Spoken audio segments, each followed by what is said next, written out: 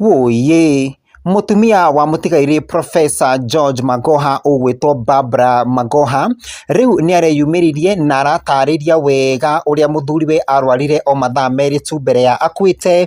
Akĩaria igongona-inĩ rĩa mathiko kũrĩa kanitha-inĩ wa Consolata Shrine Westlands, Barbara aroigire atĩ Profesa ona ndarĩ handũ, atĩ mũthenya ũcio wa kerĩ mweri 24 Januari mwaka ũyũ tũrĩ nĩ aumĩte agathiĩ kũgũra indo ciendekanaga mathiko-inĩ ma mũrũ wa nyina mũnyinyi.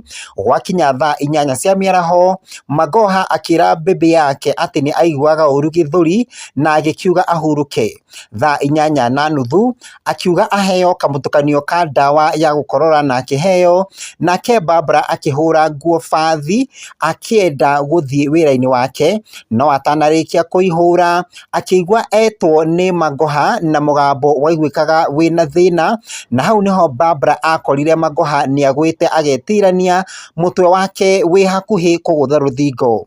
Barbara akĩũnyitĩrĩra na akĩona rũrĩmĩ rwa Magoha rwambia kuma nja, agĩkayũrũrũka, nao aruti a wĩra magĩũka makĩmũteithia kũmũhe first aid, na Magoha akĩigua na akiuga arenda kuona mũriũ, na hau Barbara akĩmenya ti kwega. Mũriũ oka makĩaranĩria na Magoha akiuga nĩ endaga gũthiĩ kahinda kanene na agĩteithĩrĩrio agĩgathiĩ, na hau nĩho ndagĩtarĩ akinyire na agĩthiĩ kũmũthima ikĩro cia thakame gũteng'era. Magoha akĩnyitĩka rĩa kerĩ, rĩa gatatũ na anyitĩka rĩa kana, akĩhurũka kumana na heart attack.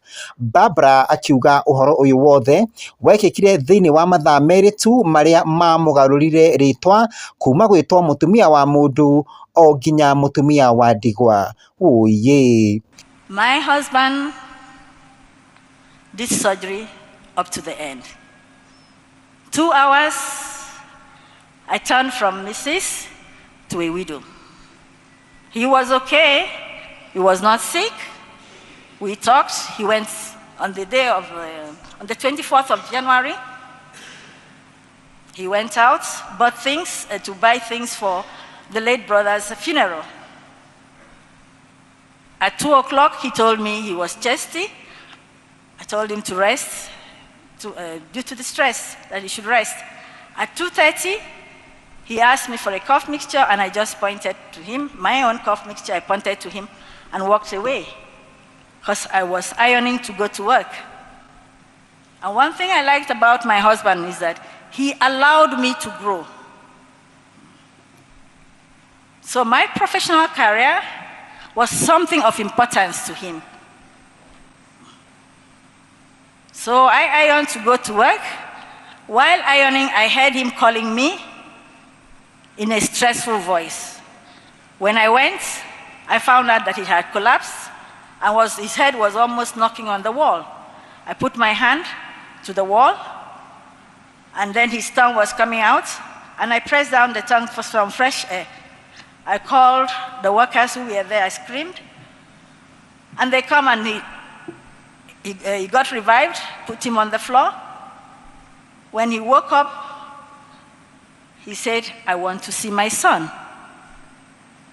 That's when I knew something was not going right, because if he had said, "Call me Mike," that's different. Then he said, "Call me my son." 2 weeks earlier, he had said, if anything ever happened to him, I should call Professor Mwanda. So when I revived him the first time, I called Professor Mwanda and I told him, "Please, I need to see you urgently in my house." I didn't tell him what was wrong. I didn't want to cause an accident. Then I called my son. I asked him, "Where are you?" He said, "I'm in theater. What, are you operating or assisting?" He said he was operating. I said, "Please hand over. Your father is not feeling fine. I think you better just come quietly." And he came. So when my son arrived, my husband spoke to my son. My son said, "Okay, fine." When he arrived, I said, "Your father has had a heart attack, and but now he looks better." He said, "There's no problem. You must be on admission."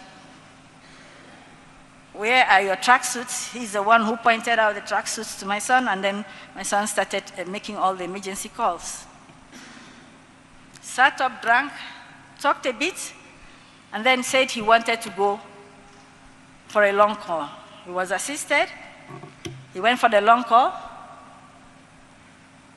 Then Professor Mwanda came in, and he is the one who said, "Oh, you've arrived. Please check my blood pressure." As the blood pressure was being checked, he had the second attack, and was rushed down there. And I think it must have been one of the most stressful things for my son when he had the third attack, knowing the implications of having a third attack.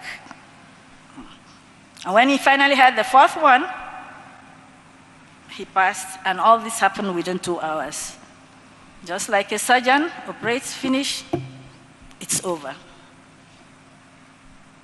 The following day, I dreamt he asked me, the way we used to have our discussions, pulling a seat and asking me, "What do you think I would have done in this situation? It was best for you, it was best for me." I woke up and I said, "I set you free." That is the story of Judge Albert Aakuire Magoha. Magoha, son of Magoha, has exited the stage when the ovation was loudest. Everybody knows that my husband was supposed to go to Zambia to do medicine, but at the last minute, he came to Lagos. We met, and after 1 month, as I said, he started telling people we are getting married. We settled that. Then I went to my mom and said, "This is the man I want to marry." And my mom said, "You give me some time. I'll talk to you." What happened was that my mom went and stayed fasting and praying for 3 days, and she said she was never going to leave the church until she had an answer. On the third night, my mom had a vision in 1980 that Judge Albert Aakuire Magoha was destined to be a great man, and that he needed me, and she had to allow me to get married to him.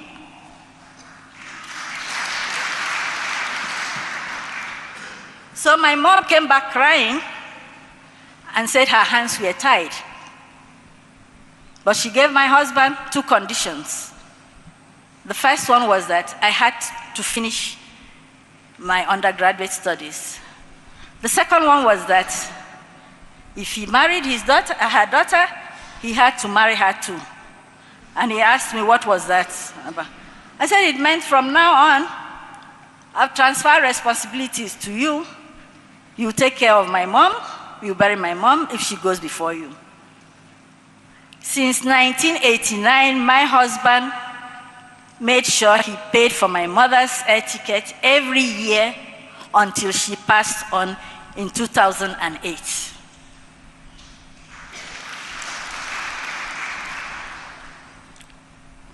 My mom became a spiritual godmother to my husband.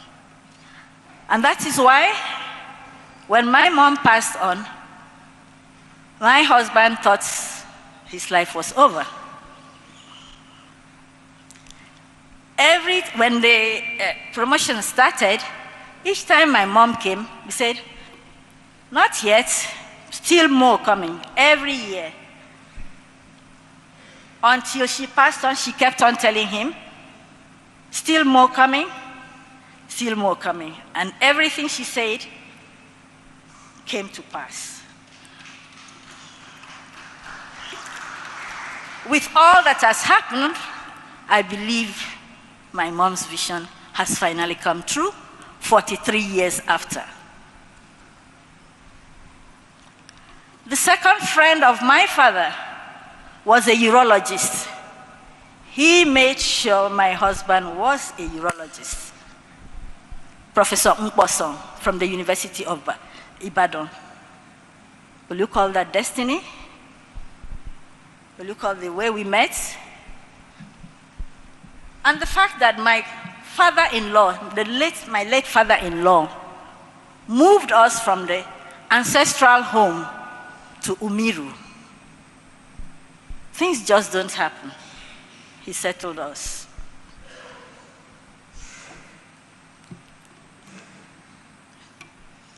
From then on, my husband's life has been on 3 pillars. His God that made him, Starehe that molded him, and medicine. Everything of his, he did in medical precision.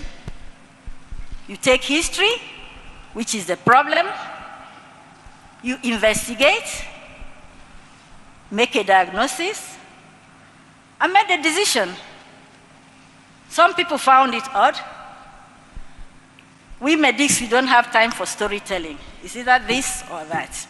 And you go to theater. When you go to theater, when you come out, relatives are waiting. The first thing is, how was the surgery? Among those relatives, there are people who wish the operation never succeeded because they had their own timetable. And then there are those who are truly happy that the operation succeeded. So all the things my husband did, it was like having dinner with the devil. Devil in the sense that they say when you're having dinner with the devil, you use a long spoon so that your 2 fingers don't touch each other. You don't know what the devil has put in his nails so that they touch you, and when you take to your mouth and you eat, it will be over. So in the morning, when the devil is calling you to find out if you are dead, he asks you, your voice has changed, just to make sure that you are the same one. And you answer back and say, no, it is that nice food of yours that has made my voice to change. Thank you very much for making me have such a good meal with you. So he always prepared for the battle. That's why they said he was obsessed with success. Because each time you pass one battlefield, you prepare for the other. After all, life itself is battle. I'll never complain. I had him for 40 years. I'll be very ungrateful if I did that. There are people who have had marriages of lesser years. I thank God, and I have accepted. We were a team. He looked over my back, and I looked over his. In marriage, we all know there's nothing like 50-50. There's always one person sacrificing more than the other. It could be 40-70, but everything just came to 100. We understood that. And as a couple, we worked through that. The fact that a vision was made did not mean that everything was going to be smooth. He was not perfect, neither was I. Neither did we have a perfect relationship. But we worked through it, knowing that marriage is about 80-20. 80% meaning what the two of you share in common. The other 20% is what may divide you.